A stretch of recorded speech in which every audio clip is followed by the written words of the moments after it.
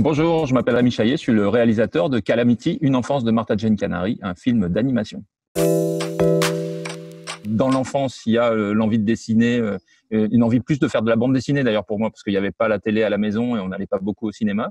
Donc j'ai découvert le dessin et mon médium, c'était la bande dessinée. C'est ça que j'avais envie de faire quand je suis rentré dans une école d'art. Et ensuite, j'ai découvert à Angoulême, plus ou moins par hasard, l'animation. Et au bout de plusieurs années d'illustration et de bande dessinée, j'ai plus voulu quitter les studios après ça. Mais c'est en faisant du dessin animé et c'est en commençant à aller au cinéma que j'ai construit une envie de raconter des histoires par là. Et puis ensuite, ce qui a beaucoup compté, c'était la poudrière. C'était d'aller à cette école de la poudrière que j'ai faite en formation professionnelle et où là j'ai eu les outils, j'ai commencé à avoir les outils pour analyser le cinéma, construire une narration, ce genre de choses. C'est-à-dire que j'étais illustrateur, j'habitais chez moi, puis c'est un moment où je m'ennuyais un petit peu dans le métier d'illustrateur, et c'est un moment où je crois que j'avais plus beaucoup de boulot, et j'ai un copain, parce que c'était un petit milieu de dessinateur de bande dessinée, etc., qui me dit, mais pourquoi tu montres pas tes dessins dans les studios de dessin animé? Ils ont toujours besoin de gens qui savent dessiner. Et je l'ai fait, et j'ai découvert le monde de l'animation. Moi qui travaillais chez moi depuis quelques années, qui commençait à m'ennuyer un petit peu, j'ai découvert des gens qui échangeaient des bouquins, des références de cinéma. Je me suis aperçu que je vivotais un petit peu sur les mêmes références depuis longtemps. Et là, tout d'un coup, j'ai pu découvrir des gens qui parlaient toute la journée, qui se balançaient des vannes, qui picolaient le soir et qui parlaient fort. Voilà. Donc, c'était une ambiance très différente. Ça m'a beaucoup plu. Ouais. Ça a été un long parcours, mais c'est vrai qu'à chaque fois, ça c'était après la poudrière, quand j'ai commencé à bosser comme storyboarder de long métrage et assistant réal. Et c'est vrai que les réalisateurs pour qui j'ai travaillé m'ont beaucoup influencé. Il y a Dominique Monferry aussi qui m'a beaucoup influencé, qui était un ancien de chez Disney et qui avait fait comment ça s'appelait, la maison des contes, je crois, un truc comme ça. Je me rappelle plus comment il s'appelle ce film. Il a changé de nom au dernier moment. Mais bref, enfin, c'est forcément quand on travaille avec un réal, on découvre une nouvelle façon de penser, quoi. Et comme en tant qu'assistant réal, on est à son service. Du coup, voilà, la Guilloni, il y a la maîtrise du temps, quoi, qui m'a beaucoup influencé. C'est un truc qui m'a marqué, c'est que lui, il prend les plans et puis il les étire, et puis tout d'un coup, on rentre dans un rythme et chaque plan, il me dit non, on va pas le couper, là, c'est trop tôt. Il faut qu'on lui laisse encore laisser respirer les plans, quoi.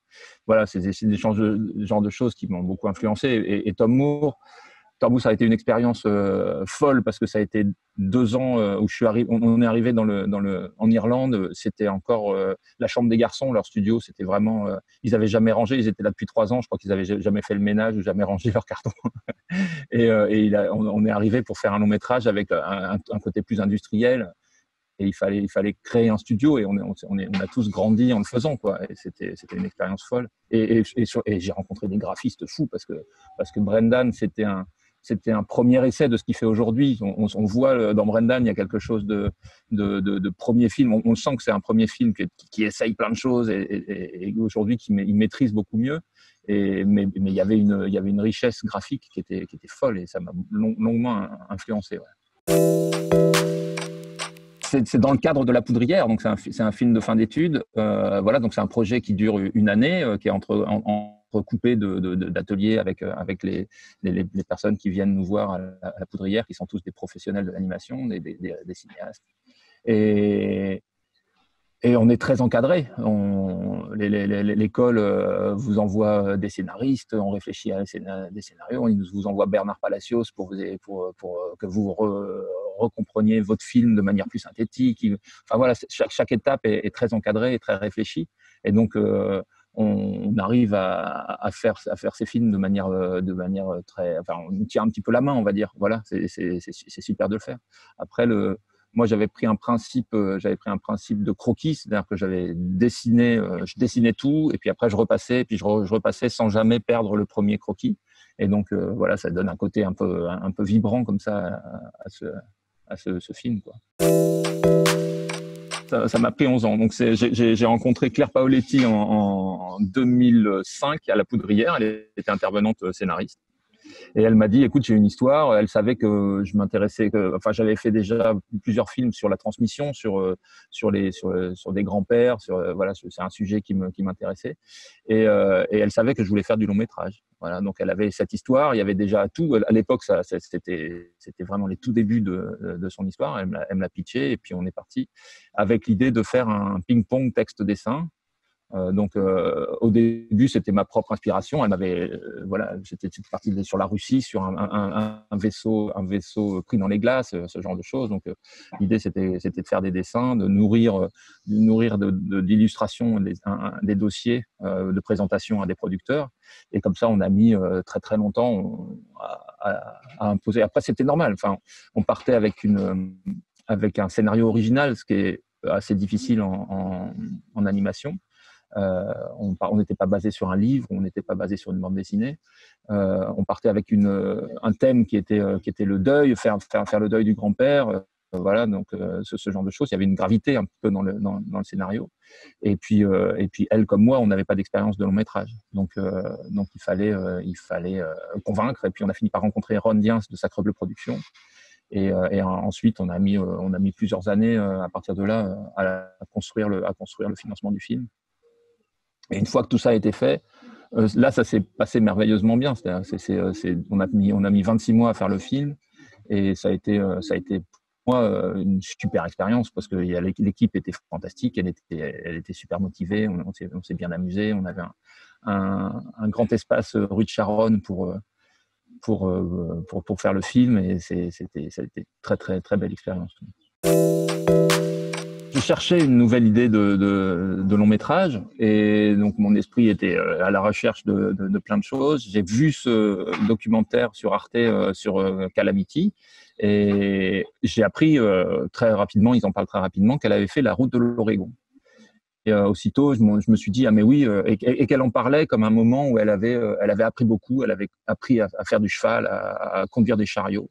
Et tout de suite, je me suis dit, mais oui, ça pourrait être une gamine qui n'est pas contestataire de son statut de jeune fille, qui, à cause d'un accident, à cause de son père a un accident, elle est obligée de conduire le chariot, et ça la pousse dans la vie des garçons. Et à partir de là, elle construit le personnage qu'elle a été plus tard, c'est-à-dire ce personnage qui franchit en permanence la frontière du genre, qui fait des trucs d'homme à un moment où c'est totalement interdit, quoi. Qui rentre dans les saloons, qui fait du cheval, qui s'habille en homme, qui met des pantalons, et qui est tout ce qu'elle est devenue plus tard, quoi. Et donc, je me suis dit, il y a un truc là à réfléchir. Et je l'ai proposé à Fabrice de Costil et Sandra Tosello, deux scénaristes. On a travaillé sur un texte, et on l'a présenté à Henri Magalon de Maybe Movies.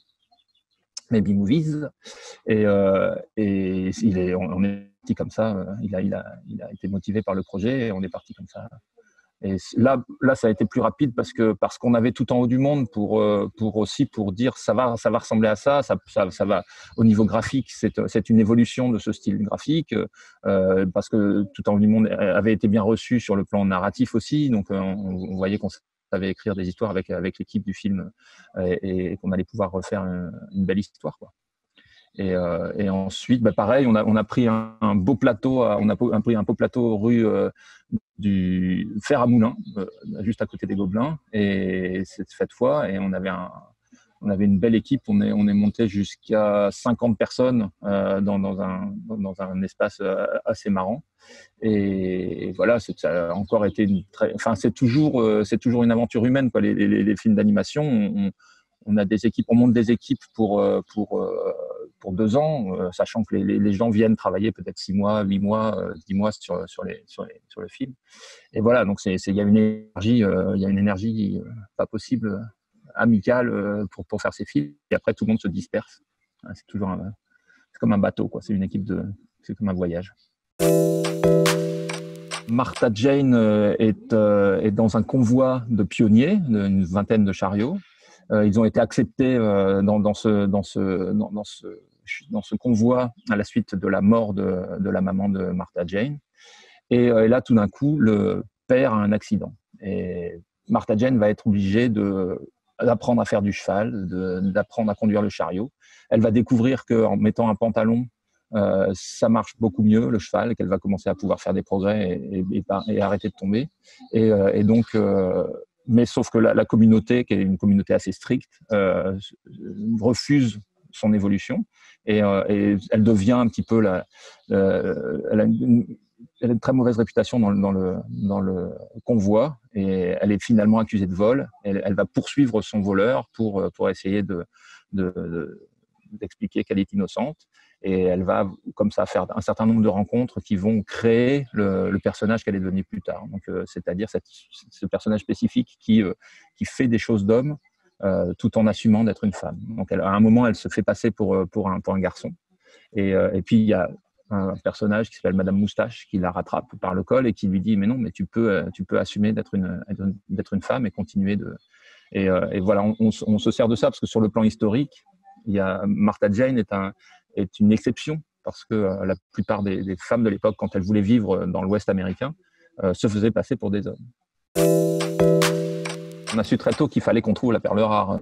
Dès qu'on a commencé à écrire le scénario, comme on avait un personnage haut en couleur, on a une gamine on a travaillé sur un vocabulaire d'insultes qui soit à la fois drôle et pas trop grossière. Voilà.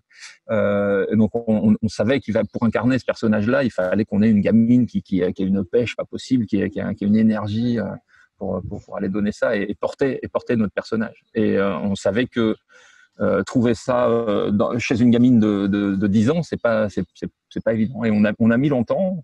Pour la petite histoire, Céline Ronté, qui a fait la direction des voix et qui est une super directrice de voix, nous avait envoyé la voix de Salomé Boulven en premier. Elle nous avait dit j'ai cette gamine là, est-ce que...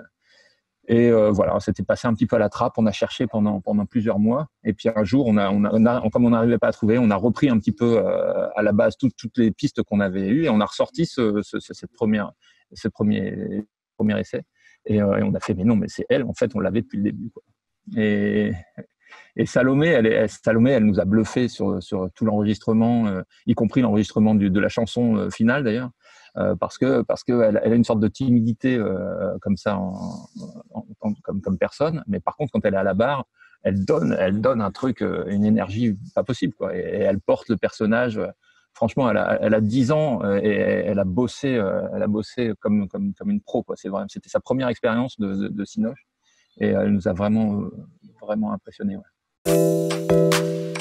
Avec une grande tristesse d'abord parce que quand on a su qu'il serait annulé, pour nous, enfin c'est aller à Annecy, c'est la cerise sur le gâteau, quoi. C'est quand on arrive là, on sait qu'on va avoir une bonne partie de l'équipe. On savait qu'on avait un film qui était chouette, qu'on allait le présenter dans la grande salle du festival d'Annecy, et en plus c'était les 60 ans d'Annecy. On avait prévu de faire des trucs exceptionnels. On pensait qu'il y aurait des musiciens à la sortie du film, des musiciens de bluegrass qui continueraient d'accompagner les gens à la sortie du film dans l'ambiance. On voulait faire une grande fête, on voulait le présenter au public, on voulait à la fois compter faire une grande fête avec tous les gens qui ont bossé sur le film. Donc voilà, quand on a su que c'était annulé, on était super déçus.